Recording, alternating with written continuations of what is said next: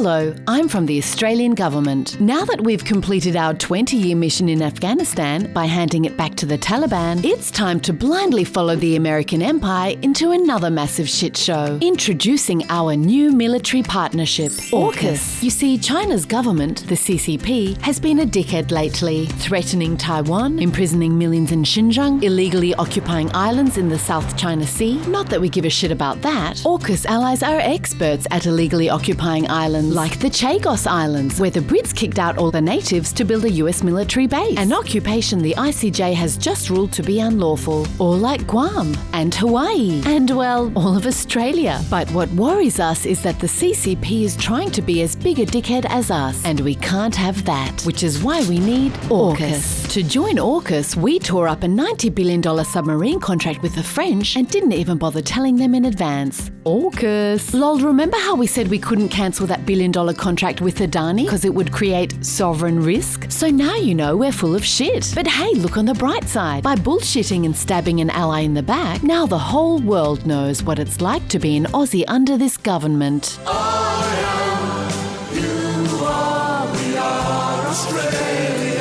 Of course, our real sovereign risk is this guy. Cause without consulting Parliament, Scotty from Announcements decided to buy nuclear-powered subs from the US. And since we can't fuel, maintain or deploy nuclear subs, that means he's chained our long-term defense policy to the US. You know, the country that's on the brink of civil war, where the current leader can't remember R1's name and the previous one still doesn't accept the outcome of the last election. Cool and normal, pal. Another perk of us having nuclear subs is that Australia will be a potential target for nuclear strikes. It also makes everyone less safe by weakening nuclear non-proliferation standards. But the best part of AUKUS is that we have no idea how much it'll fucking cost. Low estimates start at $100 billion.